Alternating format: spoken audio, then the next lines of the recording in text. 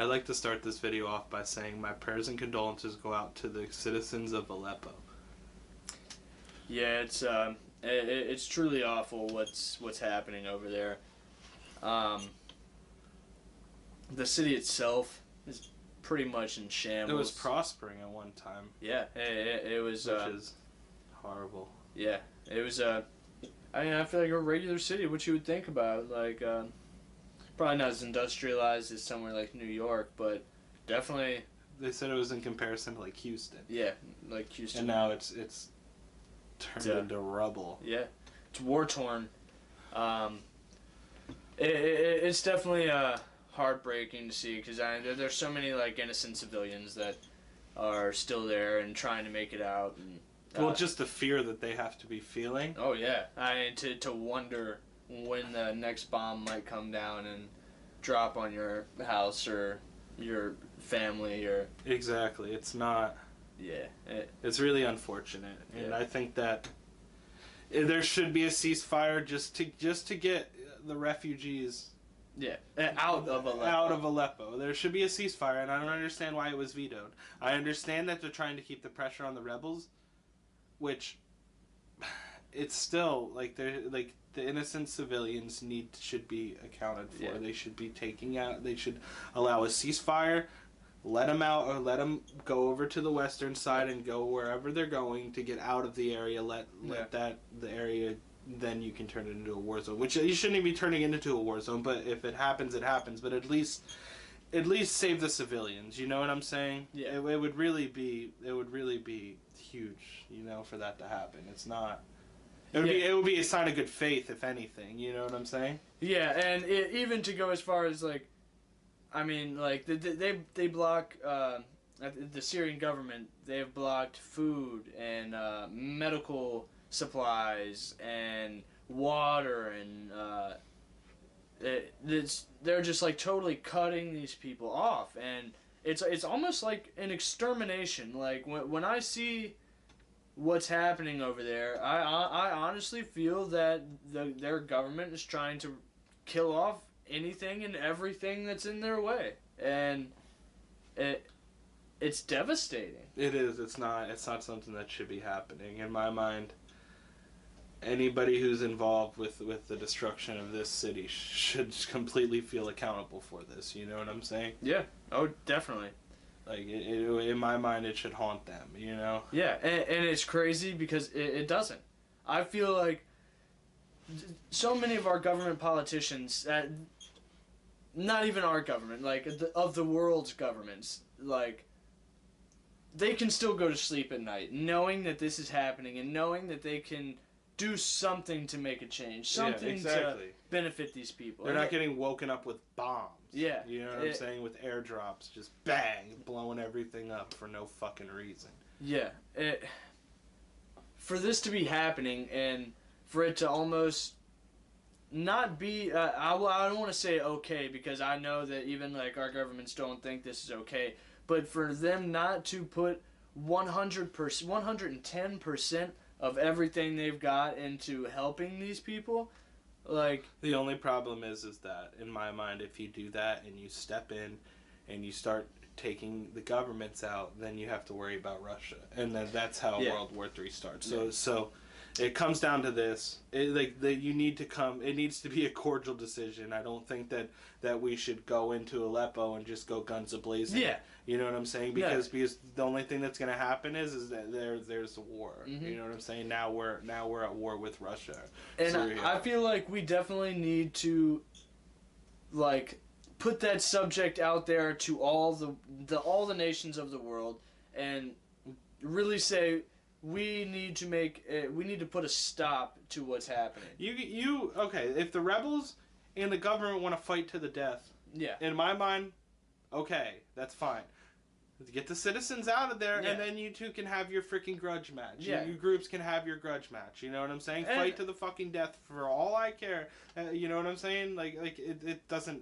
After that, as long as the innocent people that are not involved in this war are not stuck there and can go somewhere where they're not going to be in a situation like that. I mean, it's almost exactly like what you would think about coming out of Vietnam. Like, when all that stuff was happening in Vietnam. Granted, we were on the I feel like more us and North Vietnam were on the bad side of that. Like, yeah, I feel like we did a lot of damage, but in the same sense, when that was happening, the people of America, like, we stood up as a unity and, like, really stood against the war. I mean, it still lasted 25 years. Yeah, but they took it out on the soldiers. The soldiers didn't ask for the war. No, you're right.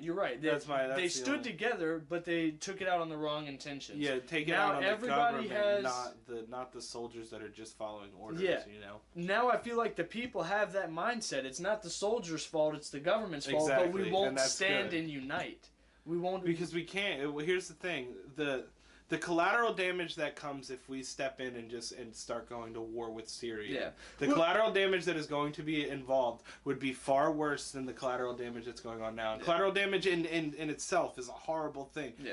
But if we do that where we're asking for a war that's not going to end well for either parties that are involved in the war. And that's the thing though. In my standpoint on the world's governments, we've got superpowers emerging. Yeah.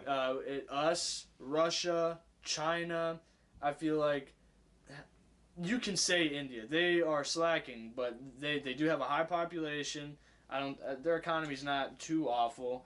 They do have one of the largest standing armies that there is. Yeah. And I mean, like if they made a few more right decisions, they're definitely on lines to being a superpower. That's the thing. If we the UK as if we step in and we go in there and force these groups to do a ceasefire through force, we're going to be at war with a superpower. You know what I'm saying? Yeah. Which the collateral damage is bad. So what needs to happen? It needs to be a cordial decision. Mm-hmm. It needs to be a decision based. Needs to be a decision made through paperwork and not through brute force. It needs to be a decision negotiated. You need to come to a solution for the situation that it has the least amount of collateral damage. You know what I'm saying? These people need to get out of here. Like, they need to get out of there. There's nothing else. I mean, at the end of the day, if you're the Syrian government, let the citizens out, call a ceasefire, just as a sign of good faith. Mm-hmm. Just to show some of the supporters of the rebels that, hey, you know what I'm saying? We're not so bad. Yeah. You know what I'm saying? It's just a sign of good fucking faith. Yeah. You know what I'm saying? They should be at least willing to do that. I mean... Right? It's their people. They should be willing to at least show a sign of good faith and let the innocent civilians out of there. What is a country without people? Exactly. And not just people, but people that are patriotic about their country. Exactly. And there is no country. You basically have a company. It's no longer a country. You have a boss that's running the lives of people and all for money. Yeah. And it's really crazy. And something is going to be done about it. It's just the fact of how many people have to die before something is done. Yeah. That's how many people are going to die before something is done. And the ceasefire one was supposed to be 2 days ago? Yeah, and it lasted, like 6 hours? Yeah, it's 6 hours or something like that, and then done. Like, I don't understand. Just give, how long would it take to get everybody out of there? Yeah, I think they said there's 400,000 citizens. There was 100,000 people in there, but it's lowered now. Oh yeah, okay. So last year there was 100,000 people. It's lowered now, but there's still a whole bunch of innocent people there that need to get out. Yeah, it's like if they're not rescued, then they're just going to be slaughtered. Yeah, like the remaining citizens of Aleppo, if they do not escape or are helped by the government... even worse, they have no supplies. Yeah. So even worse, okay, so guess what? They don't die from a bomb. What are they going to die from? They're going to die from starvation, dehydration, infection, all that stuff.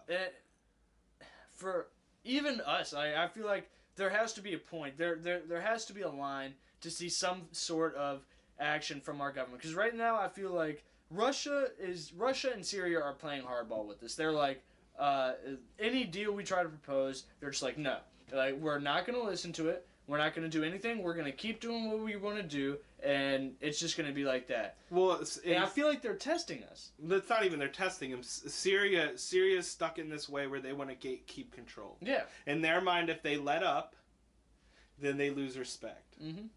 as far as a dictator standpoint. Yeah. You know what I'm saying? If they let up, then they feel like they lost a whole bunch of respect and everybody's not afraid. But wait, you're messing with people's lives here. Yeah. Honestly, I think Assad is going to turn out to be another Gaddafi. He's going to get stabbed in the fucking asshole with a knife, and he's going to die in the streets getting stomped on by his people. He's not going to go into the streets. No. He's not going to leave. No way. No. At the end of the day, just, like, here's the thing. I'm not here to judge, like, the way countries are running their country. Yeah. If you're a dictatorship, you're a dictatorship. I get it. I mean, hey, you never changed your ways. I don't condone it. I don't look at it like it's a good thing because it's not. Yeah. But that's on you. But at least if you're a dictator, it shows some compassion for your citizens. It shows, like, you know what I'm saying? Because if without citizens, guess what? What are you dictating? A country full of rubble? Yeah. Like, you're not dictating anything. You know what I'm saying? You're not dictating shit. You're dictating a country full of rubble that's worth no money, it's worth nothing. So I don't understand. You're basically you're basically killing off all your clientele pretty much. Yeah, and it's just like one of those things that you can show some good faith here. Yeah. Show some good faith. Have a little humanity. Yeah, have a little humanity. Let the citizens out. Hold a ceasefire. Or what is it? Not bombing the place for what? 1 day, 2 days? Yeah, for real, like allowing them to get out. It's not like they're gonna change. You can block off the exits and only allow citizens through. So if a rebel comes through, you can make sure they don't leave. But I'm just saying, let the citizens leave. Mm-hmm. Let the children leave. You know what I'm saying? Like it's just not good. It is awful to think, and honestly, it keeps me up at night to think that there's children over there as young as my baby cousins, you know, and like they're seeing their families being slaughtered in front of them. They didn't ask for it either. They were born into it. It's not like they asked for this. They were born into the situation. They're not rebels. They're not. And so, like, let's just get them out of there. Get them out of there. Like, that's, you know what I'm saying? Get them out of there.